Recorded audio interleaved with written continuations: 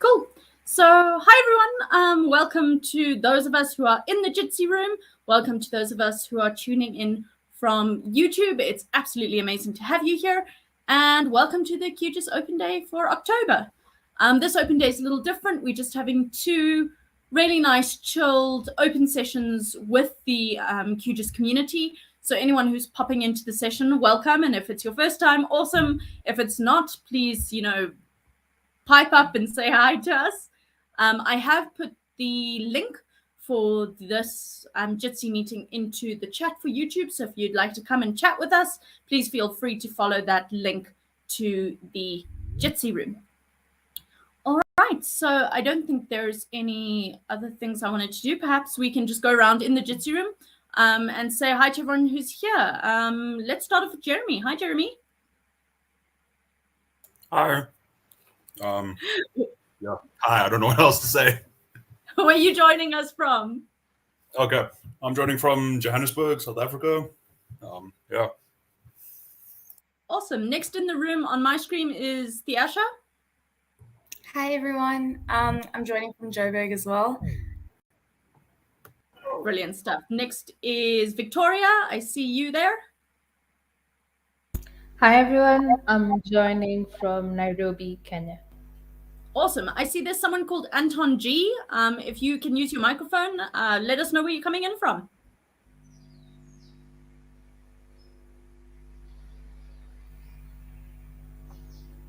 Alrighty. I can't hear you, unfortunately, Anton, but welcome. And then Morten, are you able to use yours? I saw that you messaged earlier.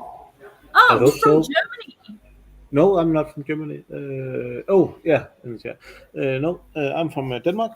First time visiting and seeing this, so just listening. Ah, brilliant. Welcome. I see Patrick. Where are you coming in from? I'm sitting next to Morten. Same place. Oh, brilliant stuff. Cool. I see someone called David in the room. Where are you joining us from? Yes, I'm David from Tanzania. Oh, brilliant stuff. All right. And then I see another person called Steph, I believe. Hi, I'm joining from Scotland. Oh, brilliant. Hi, Steph. All right. I think that's everyone in the room. If any of my team can let me know if I've missed anyone, or if I have missed you, just open your mic and yell now. Let me know where you're all coming in from. Alrighty, I think that's everyone. So I thought what would be nice for this session is we are all so excited to have the new release out. It's 3.28, if anyone was wondering. But I know that in a lot of ways, especially for new users, it can be a little confusing. So I thought what we could do was navigate to where you can actually find the visual changelog.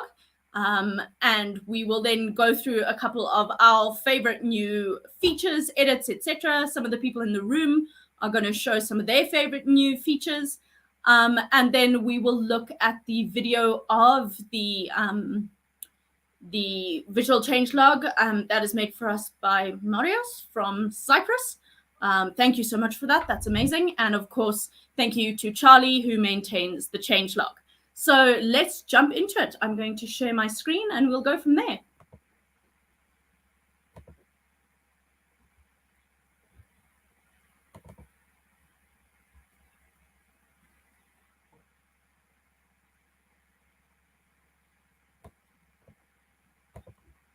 Brilliant stuff. Let me know if you can see my screen. Yeah. Brilliant. All right. So for anybody who is maybe new to QGIS, we have often releases throughout the year. So it's been 3.26 earlier this year. Now it's 3.28. This is the last release for this year. A lot of people use the long-term release, and that's absolutely fine. It's a more stable version of the program.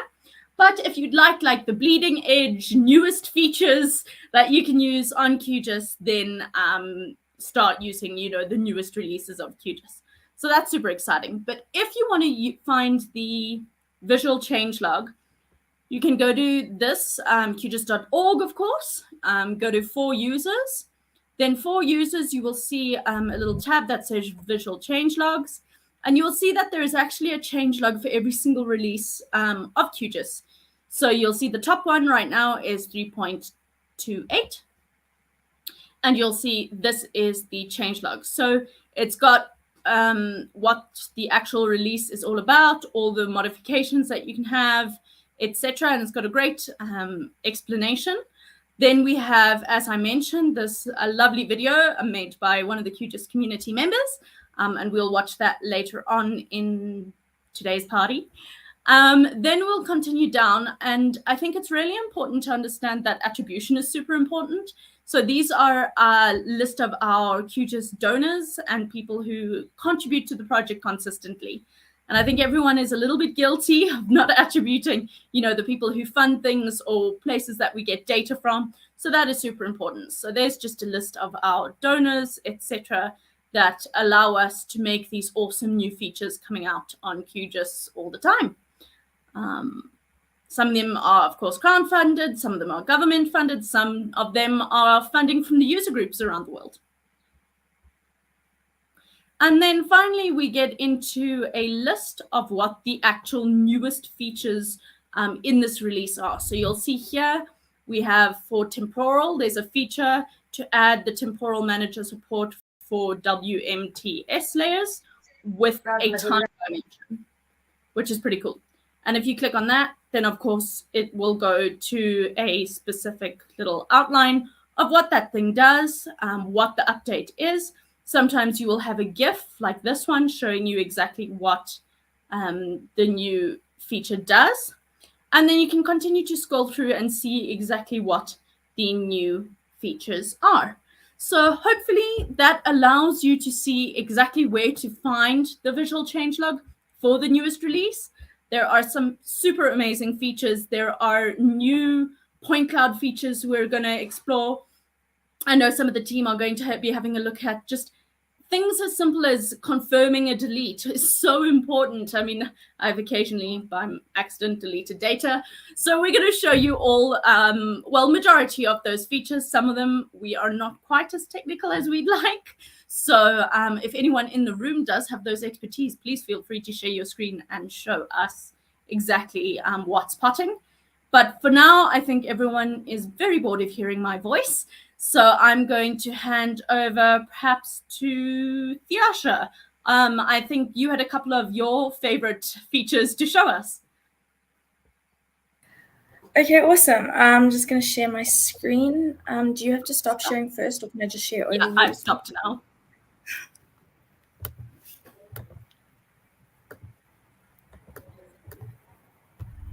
So I've just added some layers into QGIS already. The first feature I want to show you I think is really cool is this one here. So let me just zoom to layer. So you can now view attribute tables for specific, you can view attribute tables for specific classes or categories. Sorry, that was not. Why is it not working now? Hold on. Because we're live, of course. Obviously. It's a gremlin in the world. It worked earlier. Okay, let me retry to add that layer. So let's do it again.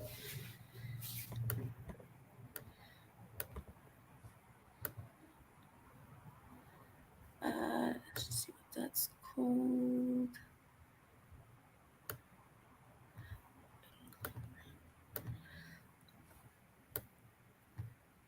There we go. Okay.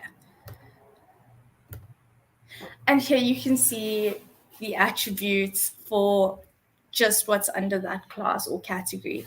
So you can see it's only showing 1,043 out of the 4,088 total features, which I think is really cool. And it's really useful because you don't need to select features and look for them in the attribute table.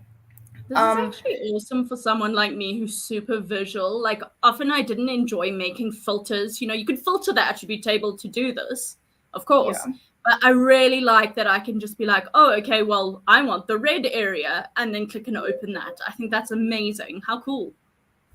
That is, I think it is very interesting, and I definitely. Okay, my layer just disappeared. It's fine, because we're moving on to the next one, which is I've just created a bunch of random points, and the feature is that if you change the simple marker to the ellipse marker, there are a few new options rather. So there's a pentagon, a hexagon, an octagon, a third of a circle, which is that one, and a quarter circle, as well as a star. Let me just make it bigger for everyone to see. Yeah. So I also thought that was really cool. I know that's a half circle and third circle. I definitely knew. I don't remember that in the previous version at all.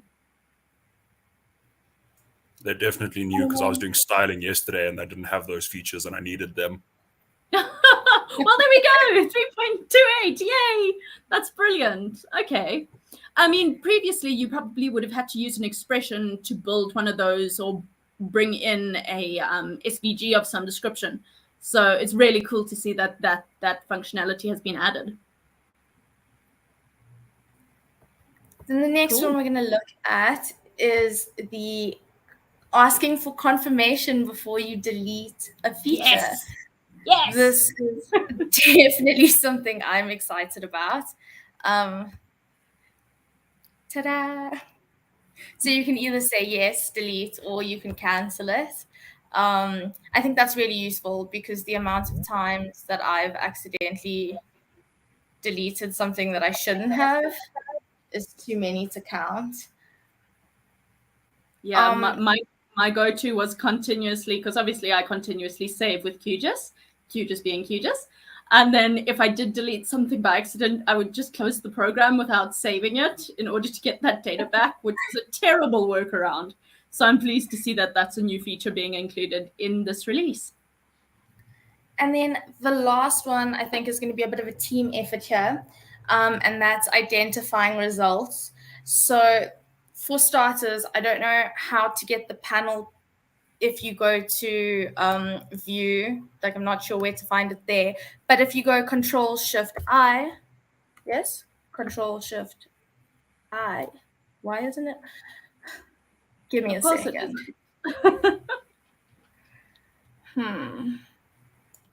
Where is Just click on a feature. There we go. Okay, so Control-Shift-I and then click on a feature. And now it has the capability to hide null values from your returned results. So up here in the corner, and you say hide null values, or well, select it. Yeah, but I actually don't know how to work it. So if anyone in the room can explain it, I'd really appreciate it. I think this could be really quite useful for, you know, when you get some OpenStreetMap data, and you get some buildings, and then you have some null values in that buildings, for example, for the address, for that sort of thing, then you could perhaps hide those. I think that's how it works. Should we dive in and see if we can get some, just literally zoom into somewhere that we know and get some OSM data, and we can see if it works that way? Yeah, so let's... Again, I'm keeping an eye on the time, so we won't spend forever on this. Should I just search for something random? Let's look for cities. No, that's silly. Restaurants. How big is your area? Remember, time. Yes. Okay. Let me zoom in some more. Hello, Geotech Dev. Nice to have you in the room with us. I'm assuming that's not your real name. Interesting one if it's on your ID.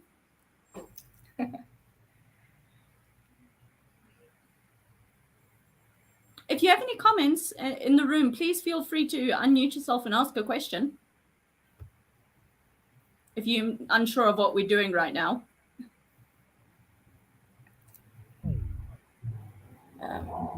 Let's go to the point layer. Abdu. Okay, so here's some null values. And if we click on one of them,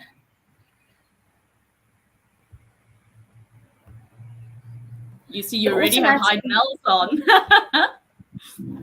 let's click on a different one. There we go. Okay, so then if you hide them and then click on the same point again, okay, there we go. That's pretty cool. Brilliant. It's a lot easier to look at the information that it gives you.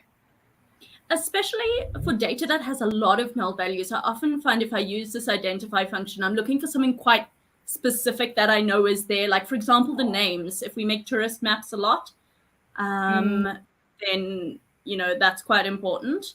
But I think this is a great feature. How cool is that? Jeremy, what was that question that just came into the chat? Sorry, I forgot to unmute. To update to 3.28, do I need to uninstall the previous version?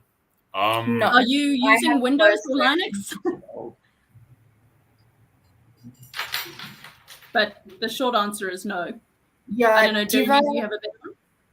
Devon uses Linux and he has all his old versions, and I'm using Windows and I've got my old versions as well. But you don't necessarily need the old version to install the newest version. Like they don't compile on top of each other. It's its own little release, its own version. But if you'd like to keep the most stable release, you can have the stable release and this version together. Awesome. Alrighty. Thanks, Theasha. Do you have anything else to show us? That's all for me. I think Jeremy's up next. Go for it. Let me just share my screen. Permission issues. Okay. And as we all know, because things are live, it never works as you expect. Is my screen showing up for everyone? Sorry, it doesn't show up on mine. Okay, cool. So I kind of wanted to show something that was pretty cool to me. It's the new font. It's a font application. So like when you add a layer or whatever, I was testing with it earlier, and the problem on my end is I have a whole bunch of fonts already installed on my laptop, so I do really struggle to find a font I don't have. But essentially what happens, like, let's say you're adding a vector tile layer. So you just drag a vector, you have a connection to a vector tile layer and you add it, and there's a font on it. It'll show up in the video just now as well. But when you have a font here, you'll get a pop-up that says adding font. And it adds all the layer, like all fonts that you don't necessarily have on your computer. So it's very cool. There's like, if you work on Windows versus Linux or like different operating systems, obviously you have the different fonts on the different systems and they're called different things despite being the same font.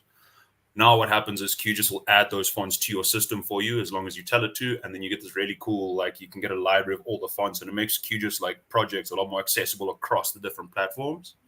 And then what's pretty cool is once you have fonts, if you go into options and then you click down on the fonts menu here, you'll get a list of fonts that are installing. Obviously, as you can see, I have none installing because I had like I think it was a 40 gigabyte file of fonts that I got. So I have quite a few fonts on this computer. So yeah, that's why I don't have it. But it's very cool to me, particularly like because I was like shifting between Windows and Linux to work.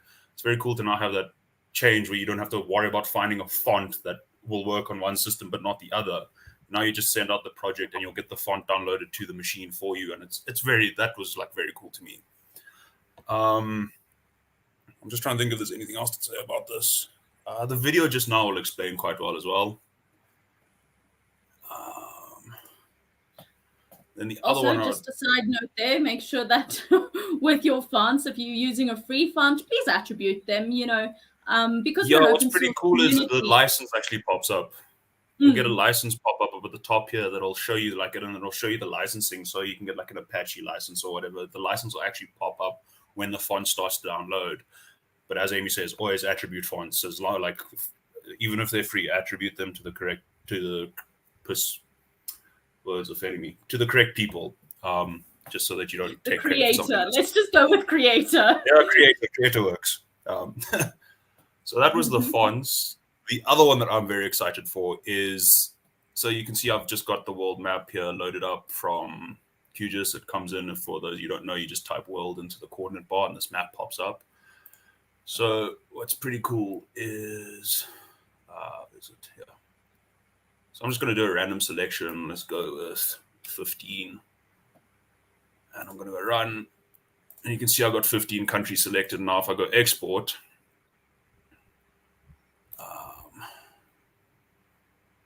it's going to think. This is me thinking here. I don't have a... Anyway, so I can... let's just go testing. I should have set up a geo package earlier, but I didn't. Let's just save you the shapefile. That's okay. You can use the dreaded shapefile. I want to get us t-shirts with an X and a shapefile. Oh, I see everyone who's commenting in the live chat. Hello and greetings for everyone who is joining us from all over. I see Brighton. Hi, Brighton. We know him. He's one of our Cartosa interns. I see we have a question. So from Penwell, I have a few questions regarding digitizing road networks. One, how to measure a line vector automatically as you are drawing it, and how to cut at intersections. All right, we'll have a whack at answering those questions towards the end of this session. For now, we're just going to go through the features that we like in the new release, and then we can probably have a whack at that. Penwell, please feel free to join the Jitsi group. I have put the link at the top of the chat. All right, sorry, Jeremy, continue. Not a problem. So you can see I've exported those 15 features, and they've just come out here, and there's nothing. There's just this blank. It's just a layer here. So I know I have 15 because I told it 15. But let's say you have an arbitrary number that you want to export. What's very cool in the new version, if you go to options again, go down to processing, go to general.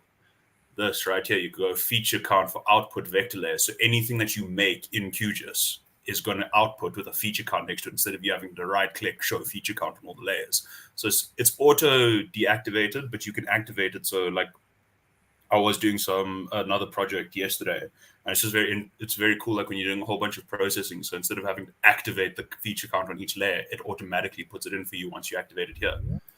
So now obviously we're going to go with the same thing. You can see I've still got those features selected. But now what I can do is go same process again, save selected features as, and for simplicity's sake, testing 2. And why didn't you work? Good. Okay, well, it worked earlier, but essentially what happens is that feature count pops up on its own. I don't know why it worked earlier when I was playing around with it. So I don't know what went wrong there. Because live, of course.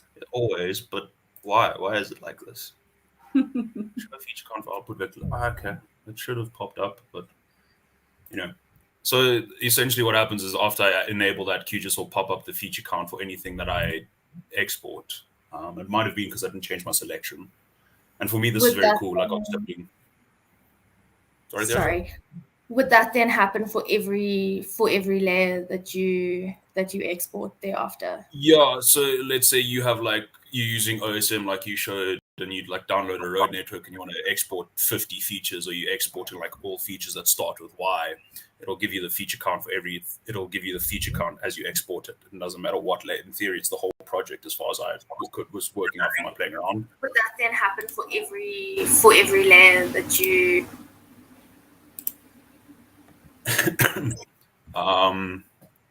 So yeah, that's what's gonna. It's very cool. Like in the feature count, not everyone obviously uses that.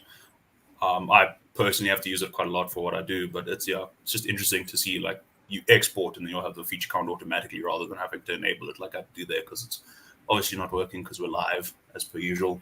Let me move on to my next one that I really liked. There's a feature which I wasn't too sure how to work with, but it intrigued me. It's called concave hull function. Let's select a random feature. Yeah, work. It's to do with the styling, and I was trying to figure it out, and I wasn't entirely sure. Steph asks, what do you mean feature card? Feature card? I think he meant feature count. Sorry, yes, feature count. Yes, my bad. said the wrong word. Yes, sorry, Steph, that's South Africanism. Feature count. So it shows you this 15 here.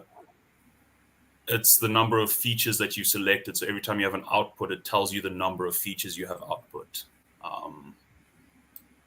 So if you have like 50 to 100 to whatever, it'll give you the number here. I have a project, for instance, where I have like, I think 3,000 features in one layer because, yeah, that happens. But it shows you the number of features in that layer. So it's a feature count. Apologies for my pronunciation. That's the best part about QGIS. We have such a diverse team. It's all the accents. Yep. The next one I want to show is, sorry. For the person asking a question in the live chat, all of our videos are recorded and published onto the QGIS YouTube channel. So please don't stress. Everything is recorded and you will have access to them after the session. All right, Jeremy, over to you again. Okay. So there's quite a few things in the expression editor, for instance, which are pretty cool. Let's just go edit. So a couple of things. There's the new it's concave hull, which I still need to play around with to get a bit of feeling with, but it's pretty cool. It's essentially like a styling thing. So it makes a polygon around all the points that you have. So for instance, in my project, if I were to use this testing 2 layer, it would make a concave, it would make a polygon around everything. I'm not going to run it now for the sake of time, because when I ran it earlier, I did something wrong and it took a while. I don't need to play around with it to get fast with it, but it'll make a polygon that looks very cool. It'll make a polygon that encompasses all the points here or all the features that I have in my layer that I've selected. And then also in the expressions thing, not in the expressions editor, as part of the new update, you used to have to go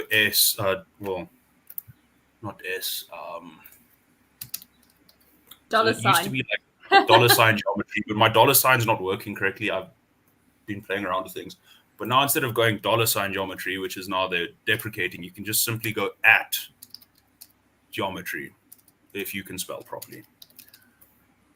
Welcome to my world. But you can go like at geometry, for instance, and then you can get instead of using the dollar sign now, you can use at. And it's a move forward to make because it used to be like quite random whether you used an at or a dollar sign, and now it's you moving forward. Here you can see, so this is the new version, and then this is the older version. So you can see them moving forward with at as a more like universal symbol across the expressions editor. It's the best way to describe it, yeah, just to be like a universal thing so that you don't have to worry about changing between at or dollar sign. Dollar sign will still work because obviously previous projects all relied on dollar sign, but it should it'll still work, but it's not a deprecated feature, which is pretty cool, like as a standardizing thing. So that just makes it a little bit easier. So we would just then use at across the different sort of versions. I think that makes a lot of sense. So moving forward, you can now use at. In previous versions, you had to use sign or at. So the move now is to make, so it's feature, ID, and geometry used to be dollar signs, and now they've moved them into an at symbol. And the at symbol then just means that it's more universal moving forward from here on, because it means that some expressions use the dollar sign and some use the at symbol, and now they're moving towards just using the at symbol, so that you don't have to remember like which function uses the dollar sign. It's much easier. You just use at moving forward. I don't know if it's all things yet. I just know those 3 have been added in this latest release. Okay, that's pretty cool. Jeremy? Yeah, I saw a question in the chat here. Yes, M asks, with large data sets, will the feature count impact generation? Would that have to be the generation more to do with the large data set than it would the feature count? So the feature count shouldn't affect the large data sets generation. It should automatically just do the count, because that option's there anyway. So on older versions of QGIS, when you enabled feature count, it didn't matter whether it was on or off. The QGIS still kept track of the number of features. So essentially what's happening now is QGIS will just automatically tell you the feature count. It shouldn't affect the generation. It'll work the same. It'll be the same speed. Like bigger data sets will obviously take a much, more features take longer to generate, but it shouldn't affect the overall speed. You're just telling it. Just wondering about that indexing that used to happen like on roads where the feature count was left on. I have no idea. I don't work with feature counts often enough.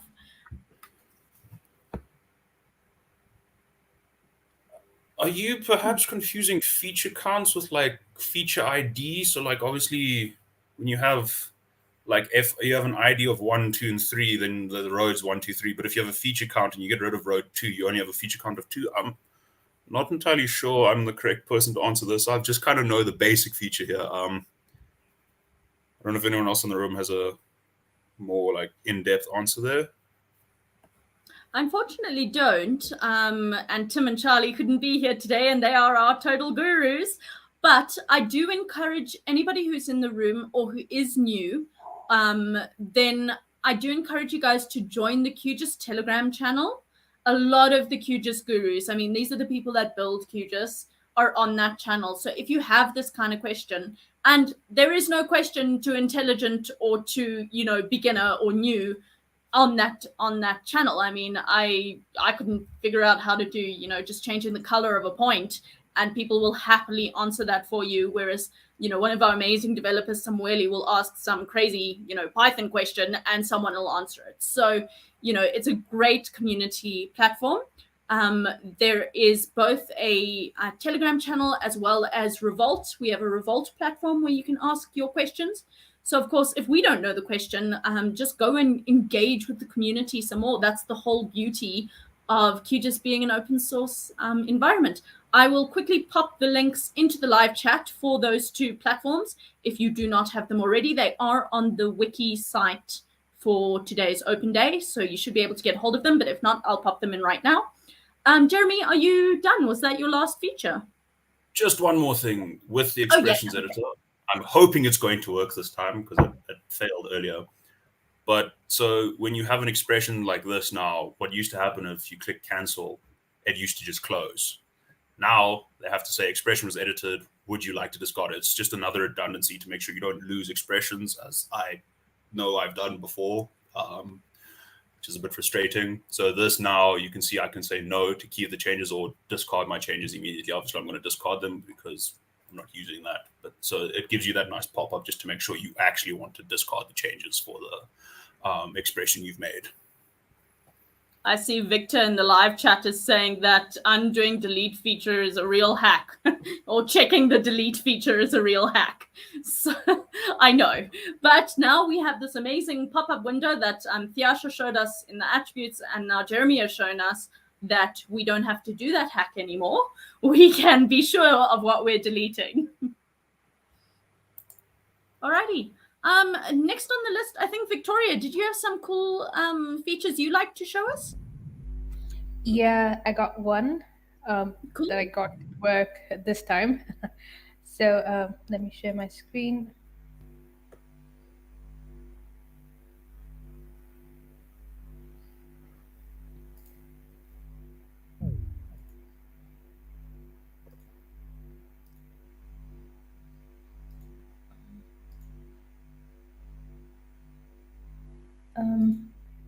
Okay, I hope everyone can see my screen. Yes.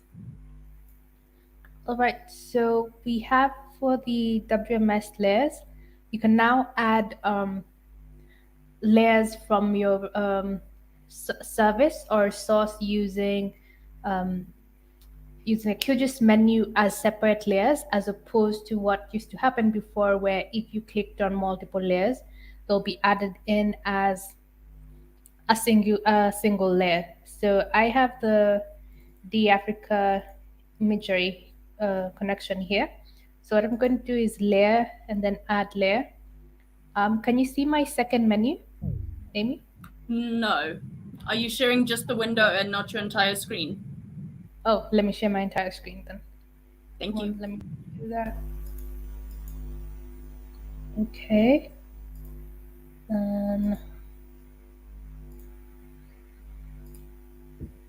Share entire screen. Cool. Then go back to QGIS. Okay. And now we any have comments turned on the live stream. I just got a message from Jeremy. Yes, they are. Okay, great. So we have add layers. I'm going to add a WMS layer. And then we have quite a few layers available. So I'm just going to choose the land cover layers that they have. So they have the Esri, different land cover layers. So if I select all three, you can see here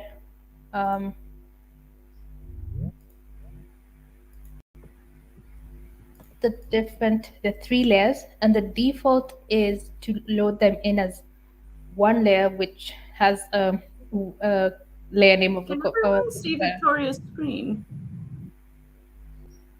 No. No, I think something went wrong in showing your entire screen because it's just black. I'm sorry. Okay, let me try again. Alrighty. The comments thing was a connection issue. Sorted. Sorted.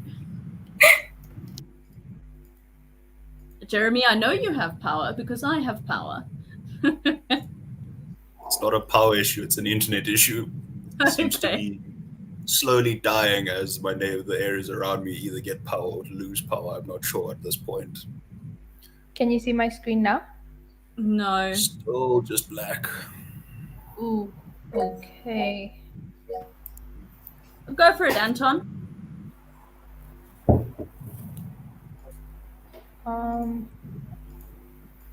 Let me try it again. Anton, you said you'd like to speak. You just unmute and talk. It was a mistake, Amy. Oh, I'm sorry. All right, Victoria, while perhaps exit and enter Jitsi again. I don't know if you're in Firefox. Maybe try Chrome because it has issues. But for the meantime, I'll show you the things that I think are cool. Cool. Let me try again. If anyone's happy with that. Theasha and Jeremy, when I am sharing my screen, I obviously can't see the questions that are coming through on the live chat and in Jitsi. So please let me know if there are. And then I will just show some of the things that I think are cool. Let me just share my screen. Okay, cool. Rain. Alrighty, tell me you can see my screen with the QGIS on it.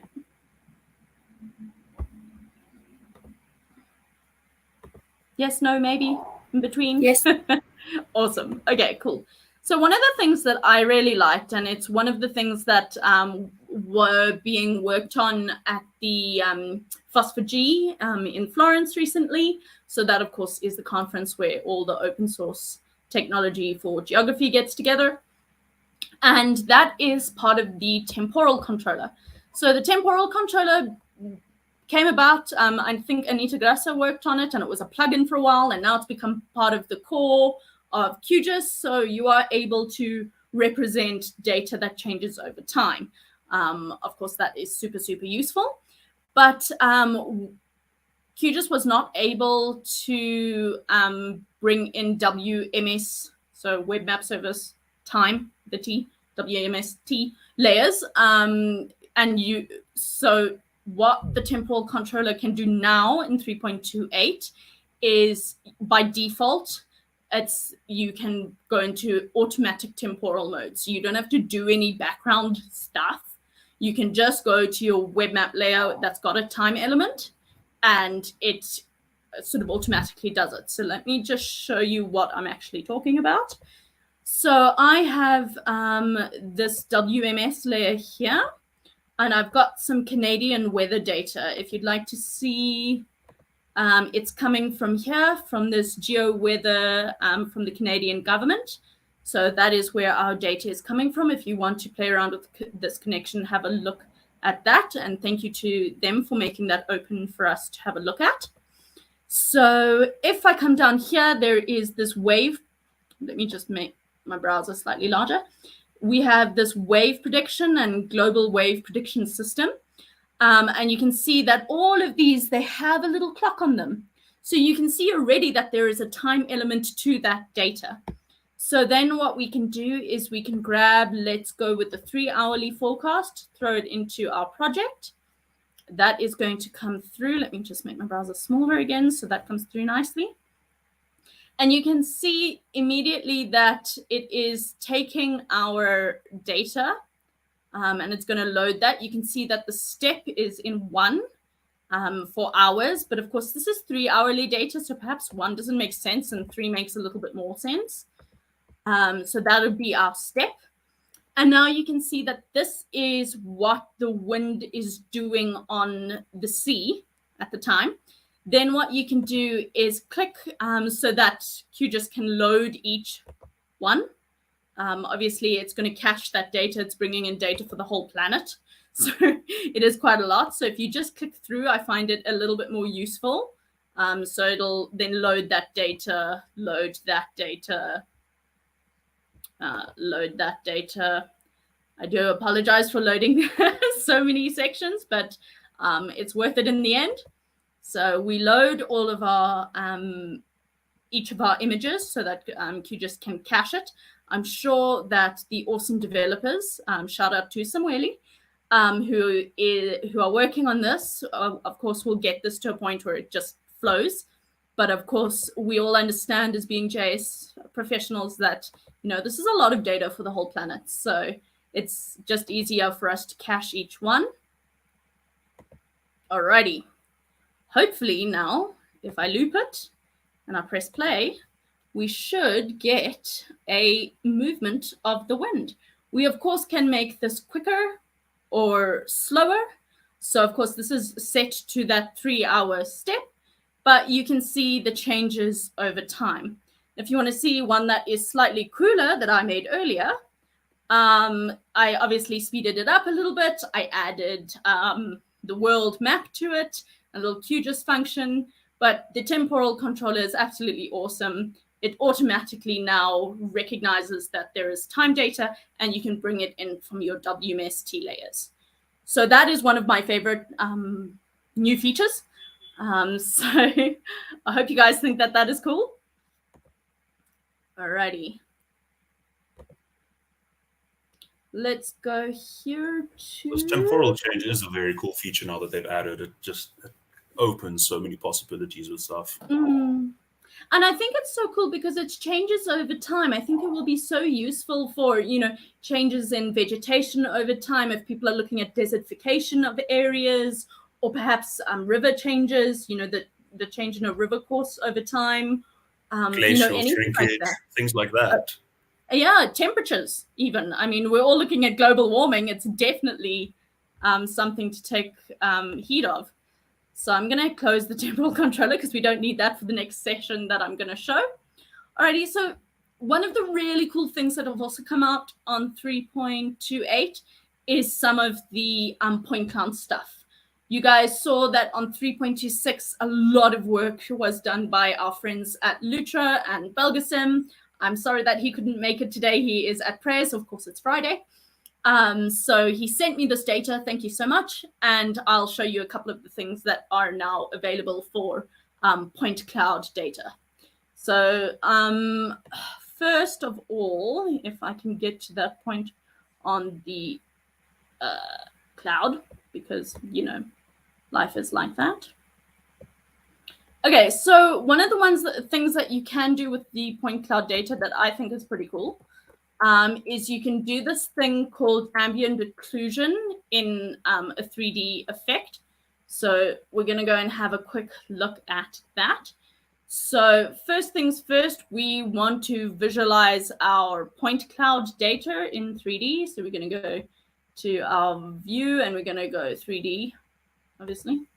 So here is our 3D map window, which is pretty cool. You don't have to dock it if you don't want to. It is its own fully functioning window. That is one of last releases things. So it is its own sort of fully functioning window on its own, but I do prefer to dock it. It just makes life easier. Also, you can see the flat and 3D versions in like comparison together.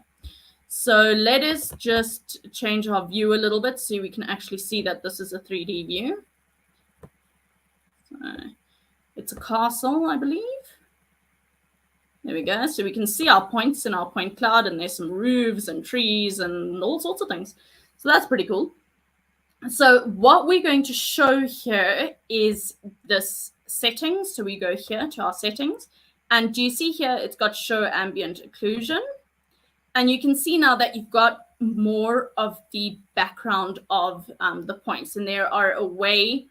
So it's an effect available. It's for rendering. It's really useful for perceiving depth. Sometimes 3D point clouds can look a little bit flat. So it's a post-processing effect, and it just gives you that depth. You can see for the trees here, you've got a little bit of shadow on them. So that's quite nice to be able to see. And then you can, of course, have much more control over this if you go to configure. And you can see in our advanced options, if we go down a little bit, here is our ambient occlusion settings. And you can see that there is radius, intensity, and I'm actually just going to show our eye doming on this one too. Hopefully, let's apply that for now. That makes our board cloud look a lot nicer. Okay, cool. So we're going to have our ambient occlusion here, and I'm just going to tell you a little bit about what these things do. So the radius is the distance threshold for calculating that like shadow effect, for want of a better word. Then the intensity is the strength of the effect. So higher values will make things darker. Lower values will make things lighter. And then you also get the occlusion threshold here, which currently is at 50%. These default values work really nicely, but if you want to play around with them, please feel free to do so. And the occlusion threshold is the number of neighboring points that need to be occluded or covered for the effect to appear. So obviously, if you've got a load of points next to each other, you can't see under that. So you're telling it which ones to, I don't want to say leave out, but basically, so that you can see this cool effect. So that is one of the new point cloud things that happen, which is really cool. And then the next thing I want to show you with the point clouds is just very, very simple. We can now save them in a bunch of different file formats. So all I'm going to do is show you that.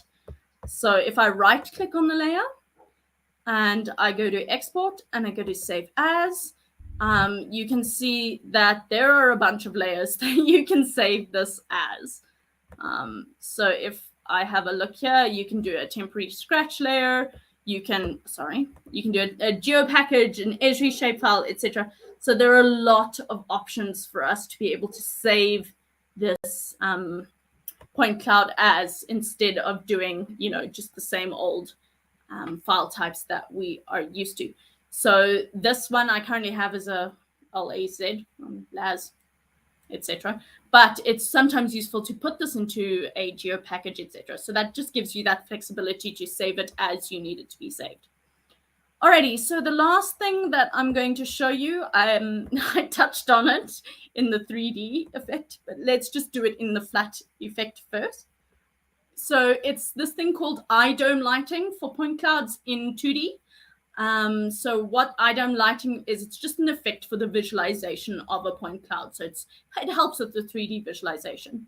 So what we're going to do is, of course, we have our point cloud here. You can see it nicely. We're going to go to our layer styling. Let me just open that a little larger. For any of you who are beginners and you don't know where layer styling is, if you go to view and you go to panels, you will see the layer styling panel here. You want to click that because that allows you to visualize your layer styling as you're doing it, instead of going to the styling by right clicking, going to properties and going to the styling tab. Of course, mine is weird because I never use it. So going to the styling tab, that's just for someone who does not know. Alrighty, so what we are trying to see here is there's this eye dome lighting. If you click that, you can see that actually we've got a lot more of a 3D look to what is technically a flat 2D point cloud image. So that's what the eye doming does. You can play around with the strength and distance effects, but I find that the defaults work quite nicely. You can see, you've got a just a better idea in sort of a flat perspective of what this would look like in 3D. So yeah, those are the cool things I found in this release. And I'm going to stop talking because I'm really bored of hearing the sound of my own voice. Hopefully, Victoria, you've got your screen working. Yeah, let me share my screen again. Awesome.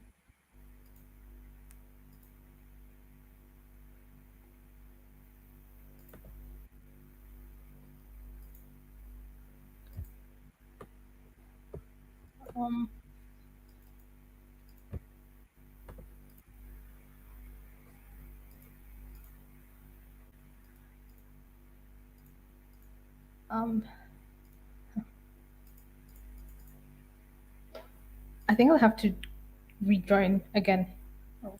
That's all right. I see, Mafuza, you are asking about acquiring images from the NGI portal. Can you expand on that?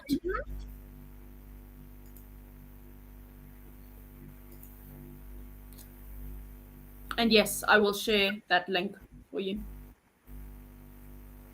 I hope you can see my screen now. Yes. Okay. And also the QGIS window. Oh, cool.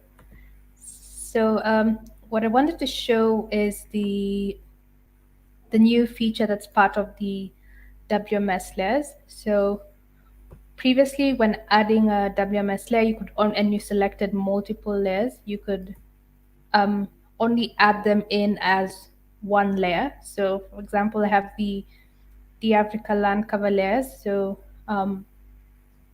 once I selected this 3, usually they'll come in as one layer with this layer name that's a combination of all 3 layers that you've selected.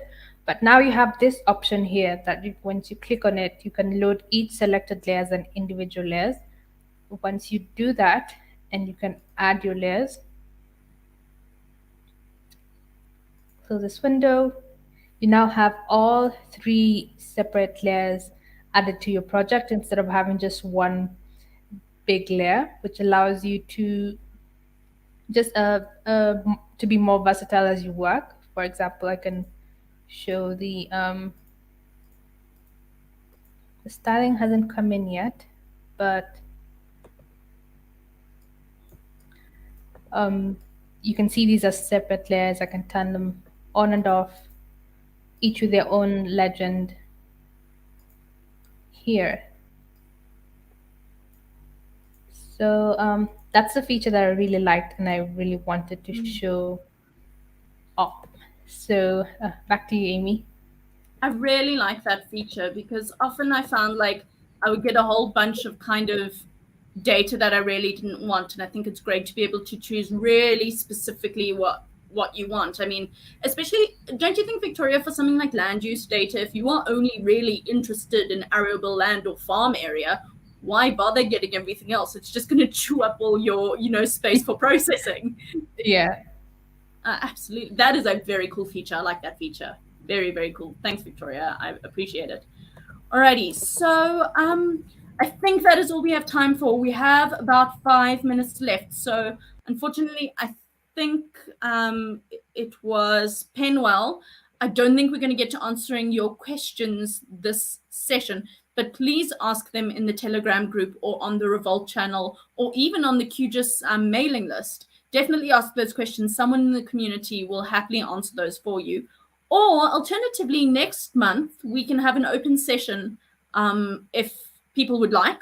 We could have an open session for beginners, kind of an ask me anything session where we look at doing these things that are maybe a bugbear to people or things that people would like to just see how it's done or if there's a workaround. So if we are happy with that, perhaps next month I'll make a session on that. I think that would be awesome. I think that is everything. I just wanted to share with you, there is a video that has, so obviously we only got to the sections or the features that we liked. I mean, this morning I asked Theasha and Jeremy and Victoria to have a quick look and what they liked, and they could show it to the community. So they chose, of course, what they liked, but of course there are loads of new features that are available on the new release 3.28.